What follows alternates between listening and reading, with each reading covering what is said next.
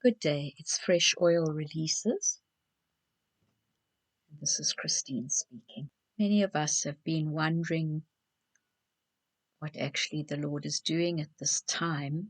There seems to be a delay in progress, in movement, in where we're going, and one's often left wondering if one has done something wrong or missed the path or not heard correctly.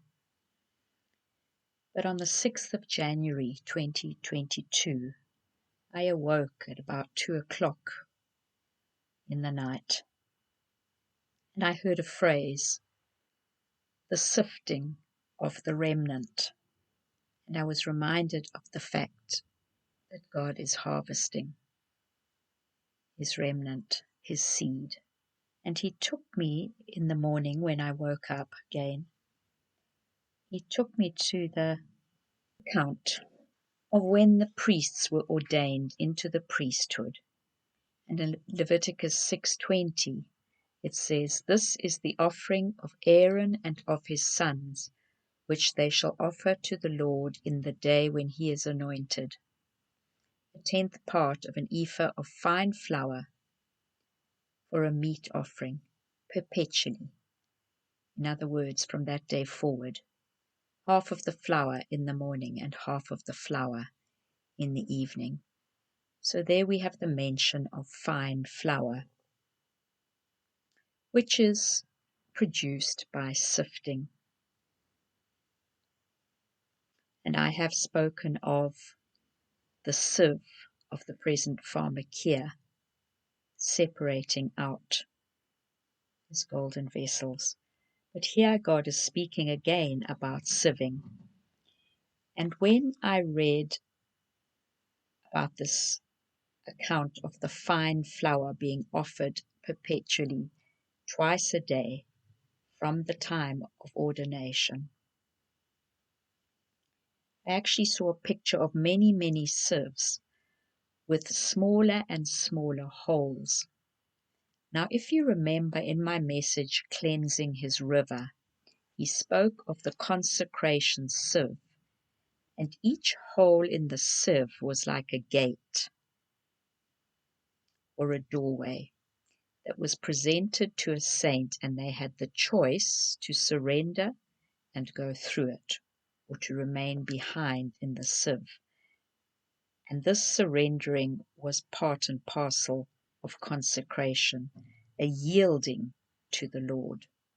Now, when fine flour is made, there is not only one sieve that is used, but an increasingly finer and finer grade of sieve. I read somewhere, I don't know whether it was in Josephus or Edersheim, of how they determined when flour had reached the point of being fine flour.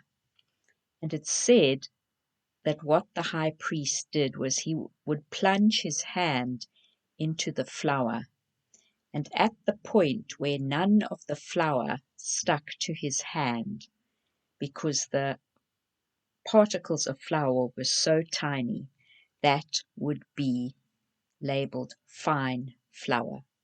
In other words, none of the flour is adhering to or joining to the flesh in any way. But that takes a number of sieves and repeated sieving to achieve fine flour. So we find that this fine flour is associated with the ordination and the placing in office of a priesthood. So there's not only one sieve to go through, precious remnant. God is sifting his remnant, but there are more and more finer sieves ahead,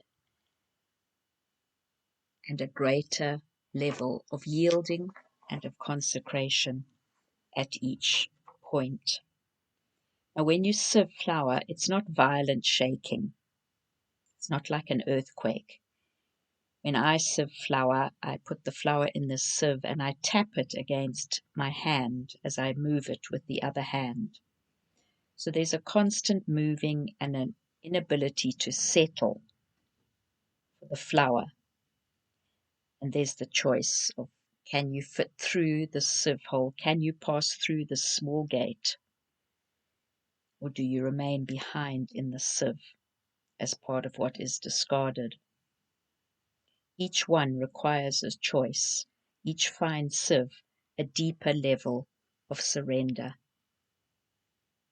And only those who are very small in their own eyes, who are ground very fine, are finally labeled fine flour at the end of the sifting of the remnant. Aaron had 4 sons. 2 of his sons were chosen to go with Aaron up the mountain to eat in the presence of God. You can read that in Exodus 24:10. And those 2 sons were Nadab and Abihu. But we find that straight after the ordination of the first priesthood, in Leviticus 10, it tells us that Nadab and Abihu presumptuously offered strange fire, and fire came out from the altar and consumed them.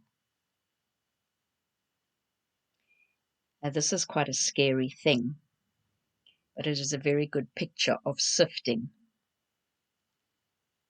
2 of Aaron's sons ate in the presence of God, saw him, and survived. And those 2 sons were the ones that offered strange fire.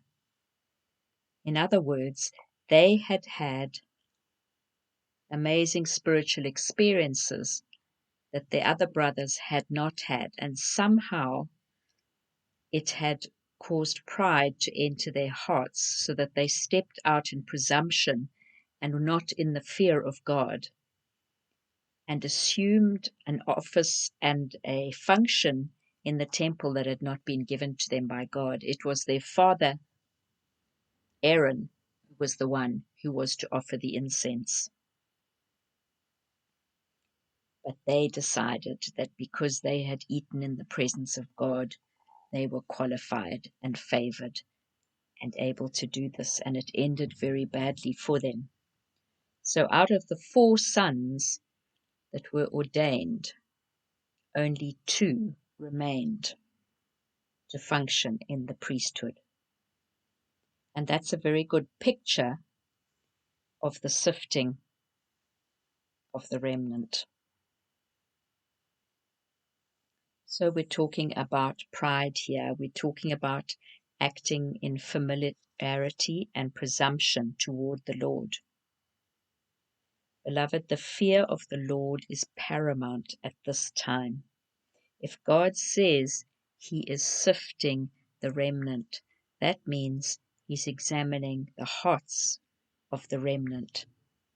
And he's requiring us to walk in the fear of the Lord. And he is disqualified those who walk in presumption and in pride,